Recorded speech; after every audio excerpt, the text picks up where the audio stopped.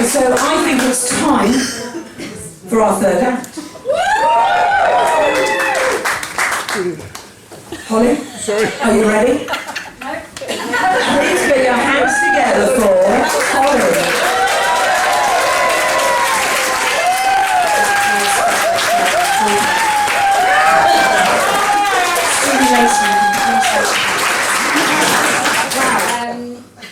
Clearly some of you have got wind that my nectar points are worth £19.27. Hey. Yep. So listen, my name's Holly, and it's hard not to have a Messiah complex when I look like Jesus minus the beard.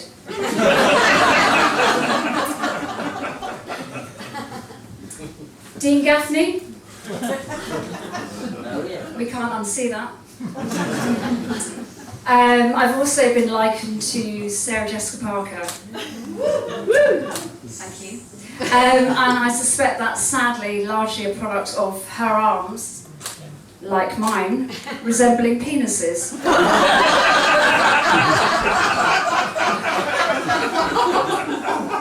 Which is deeply ironic because I'm deeply lesbian. So lesbian, in fact, that putting a petrol nozzle into my prize Skoda is all too penetrative for me, folks. Literally makes me gag. I'd also argue that putting a plug into a socket is an intercourse all in itself. Holding this bloody microphone is arguably the most heterosexual thing I've done in days.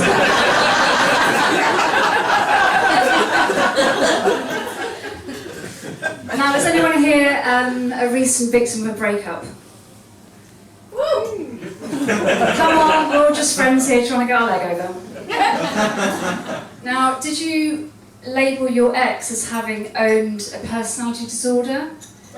Narcissism? Not quite. No? Sociopathic tendencies? What the bloody hell is wrong with us? What happened to the good old days of dumping Susan because she became a vegetarian? Or leaving it with Alan because he developed athlete's foot? Or getting off with our best friend's mum whilst on a knee? Just me then.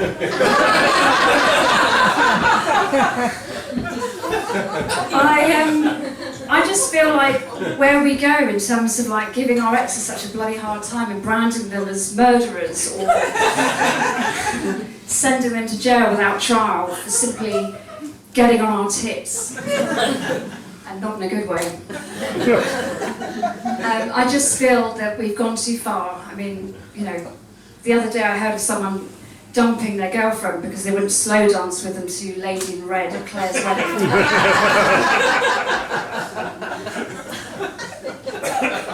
Genuinely, I'm beginning to think this diagnosis obsession is getting out of hand. Just the other week, I was labelled as a TV wanker simply because I work in TV. I'm a wanker.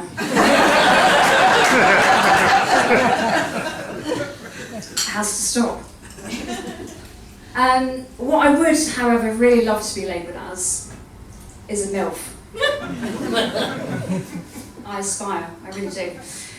Each morning I strut my thing to school gates, my kids killing the vibe, asking if I've remembered to pack their lunches, and please, please, can I wear something less revealing next time?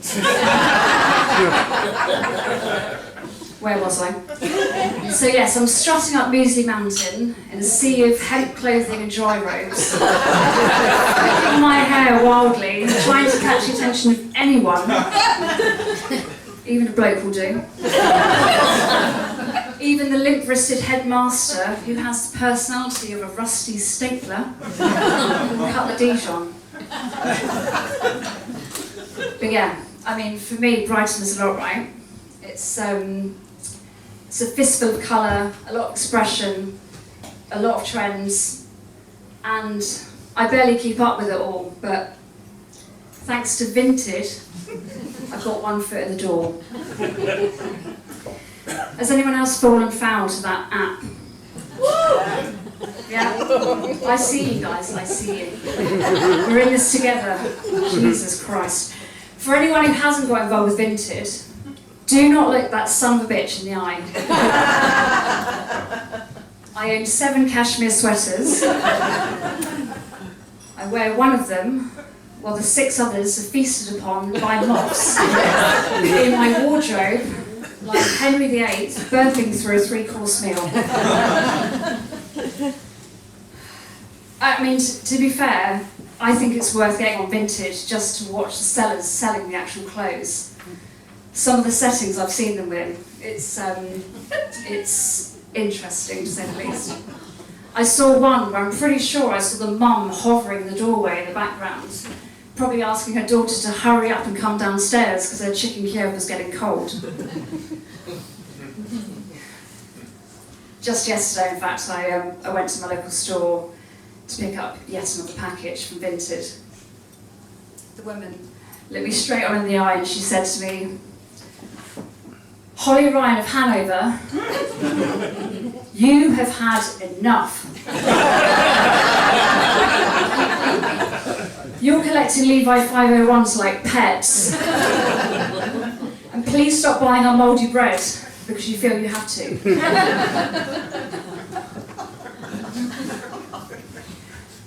Thank you, Sandra. I really needed to hear that from someone who cared. I promise this is the last package. Okay, sweetheart, we'll see you tomorrow.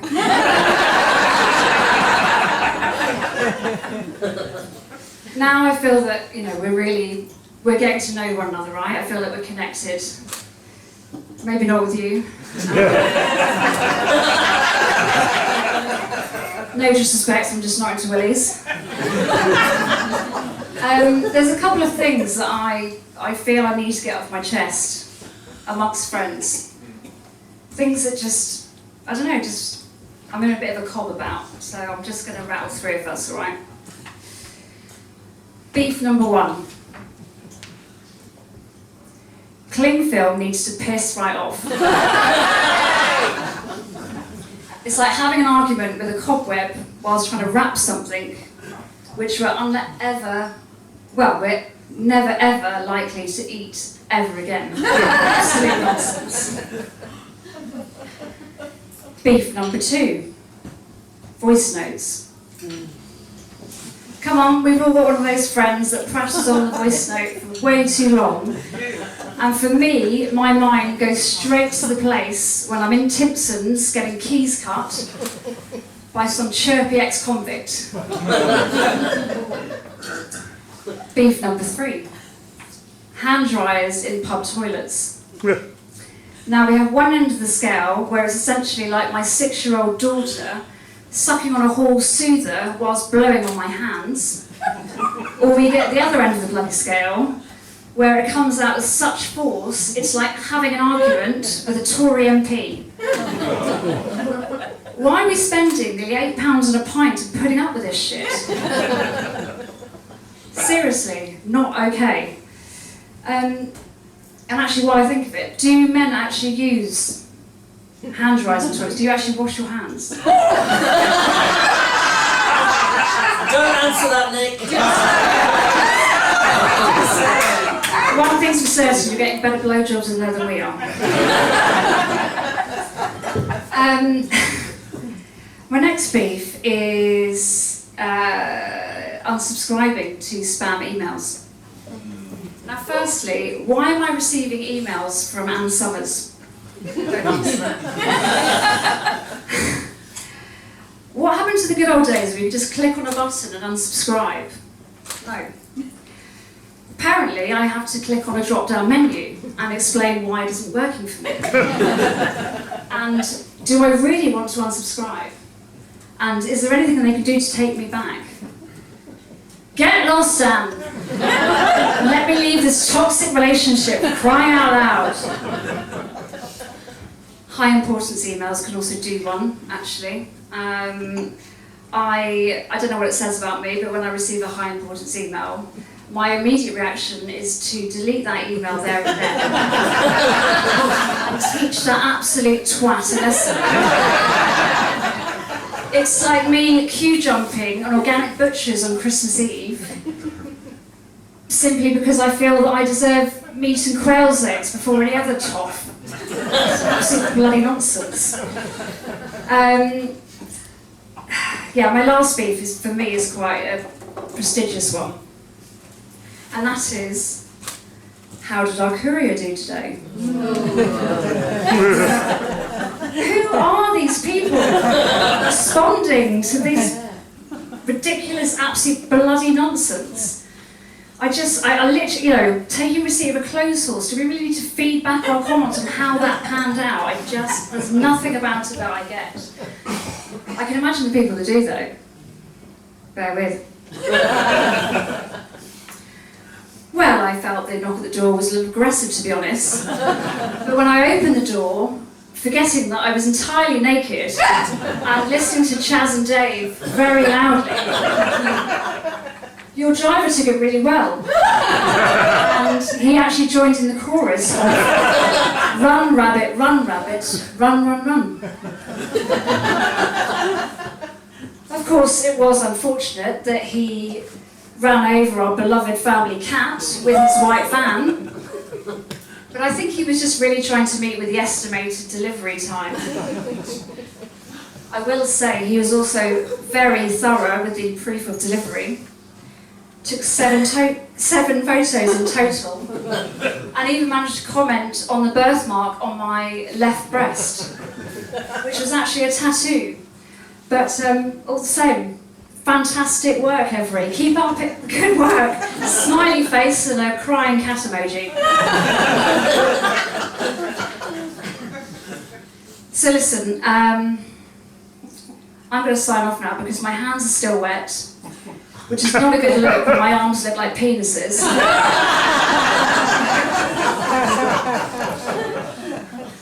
I'm a big les, a narcissist, a TV wanker, but I still get 10% off of Ann Summers.